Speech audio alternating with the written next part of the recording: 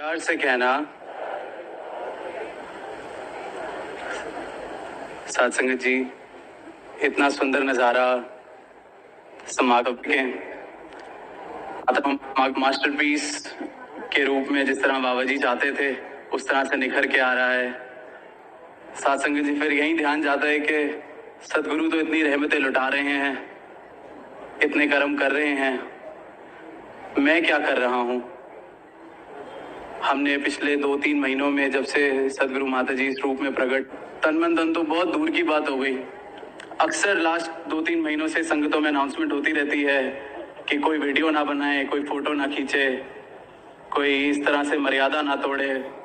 तन मन धन तो बहुत दूर की बात हो गई। साथ संगत जी, हमसे अपना फोन तो समर्पण किया नहीं जा रहा, तो अंदर झांक के देखें कि हम खड़े कहाँ हैं।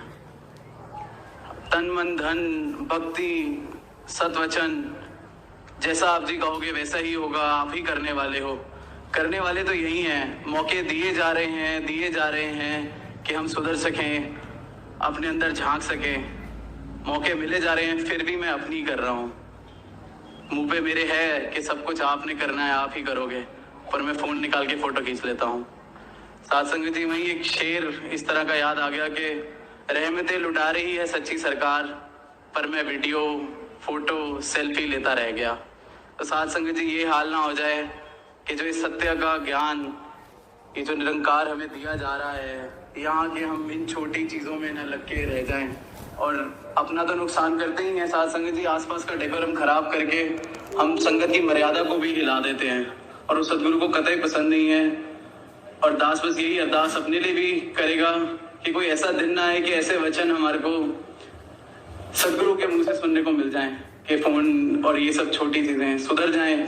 बहुत बारी स्टेट सेक्रेटरी जो सेवा कर रहे होते हैं, महापौर इस तरह के अनाउंसमेंट्स कर रहे होते हैं, फोटोज और इन सब के लिए भी जो मूवमेंट्स हैं वो मिलेंगी। सदगुरु ने एक डेकोरम हर चीज का बनाया हुआ है, वो प्राइवेट मूवमेंट्स, उस तरह की रहमतें भी, हर चीज का एक मर्यादा है, एक तरीका है।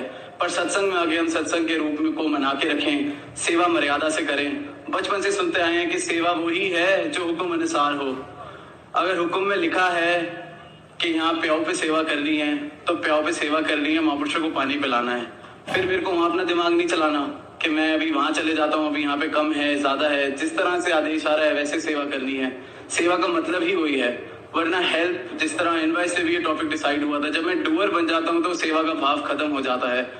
गुरुदेव हरदेव में सदगुरु बाबा हरदेव सिंह जी ने भी फरमाया था कि सेवा वही है जो हुक्म अनुसार है।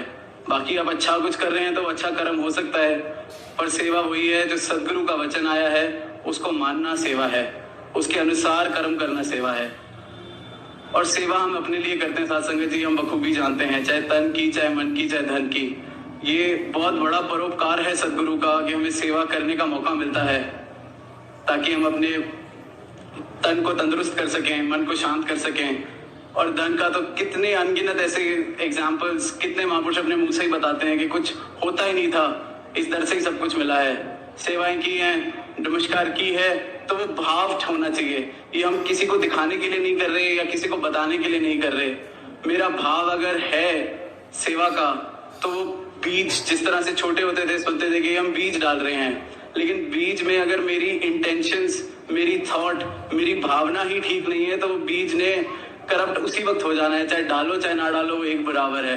तो गुरु की तरफ समर्पित रह के भक्ति की तरफ चलें, गुरुमत की तरफ चलें, जिस तरह सदगुरु चाह रहे हैं वैसे चल सकें। दास बहुत छोटा है, आप सबका बच्चा है, यही अरदास बार बार आप सबके चरणों से भी मांगता है, सदगुरु माता जी के चरणों से भी मांगता है कि गलती से भी किसी का कभी भी किसी भी कारण, जाने अनजाने, कभी भी किसी का दिल ना दुखा दे। दास बहुत सी गलतियां भी होती होंगी, दास उसकी भी माफी मांगेगा।